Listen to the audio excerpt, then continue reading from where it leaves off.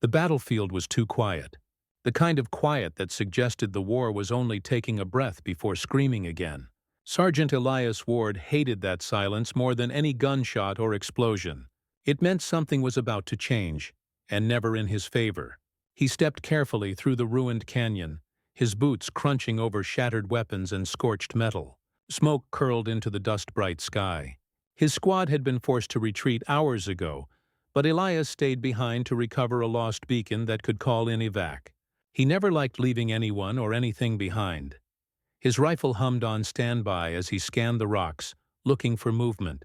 Only wind answered. Then he heard it, a sound that did not belong to wind or metal. It was a low, hoarse whine packed with agony. Elias froze. Everyone had heard the stories. The Rakari war wolves, predators the size of hoverbikes, raised to crush bones and tear open tanks. They fought with the alien armies that viewed humans as pests with rifles. One Rakari could end a platoon. Their howls had started battles and finished them. Yet that sound did not carry terror. It carried suffering. Elias followed the weak noise, stepping around a boulder blasted black by plasma fire. There, half buried under fallen rock and debris, lay one of the legendary beasts. White fur matted with blood, ribs rising and falling too slowly, a heavy collar with control nodes dug into its neck, flickering red like a dying heartbeat. One golden eye cracked open and tracked him, full of fear as much as fury. Elias should have raised his weapon. He should have called command, reported a high-value threat. He should have been afraid. He was not. He only saw something he recognized too well. A soldier dying alone. He dropped his rifle. The wolf's lips curled back, revealing teeth longer than his fingers. It forced a growl past the pain, trying to appear dangerous. Elias moved slowly, palms up. Every step was a gamble. Still he closed the distance. He knelt in front of the beast, the dust warming under his knees. Its breaths were shallow, fast, and desperate. The collar sparked again, and the wolf whimpered like a cub.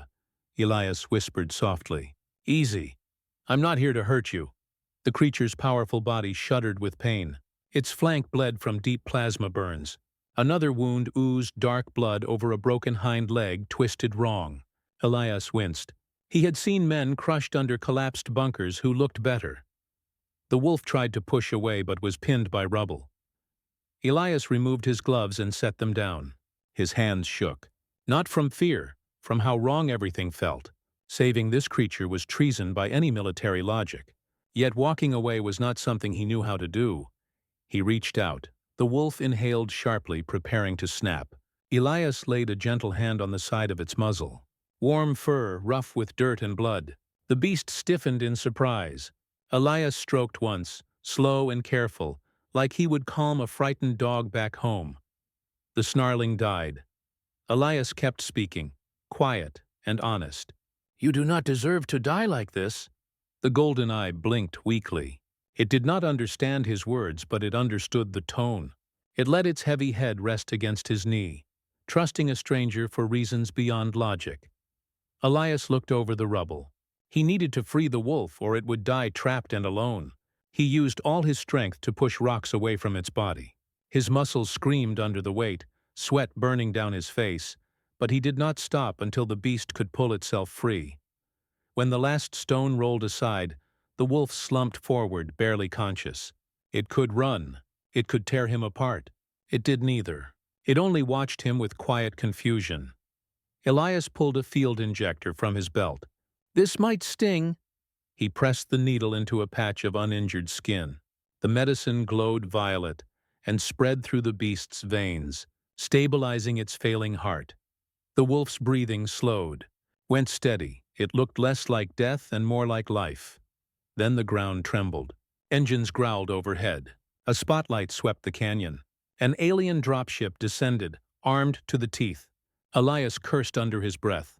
They must have been tracking the war wolf. Now they found more than they expected. The ship's ramp slammed down. Armed Rakari soldiers marched out, their armor gleaming in the sun. Their commander pointed a plasma spear. "Step away from the Queen's war fang, human." Queen. Elias's heart hammered. He had saved royalty without knowing it. The warfang placed itself between Elias and the soldiers. It lowered its head, baring teeth at its own army. The soldiers hesitated. This was no ordinary beast.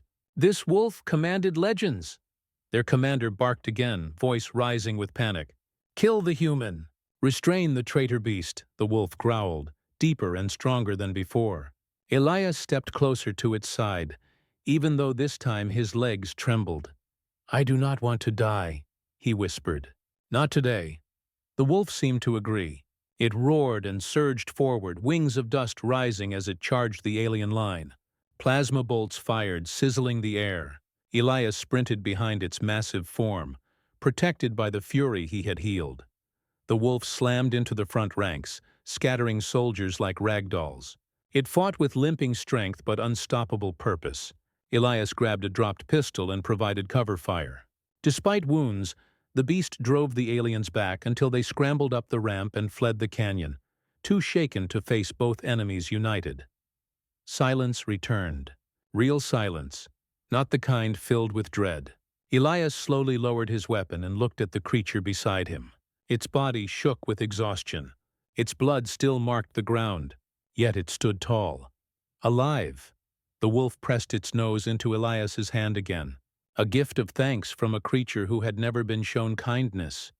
"You are free," Elias said softly. "You can go home." The beast looked toward the horizon, then back to the human who saved its life.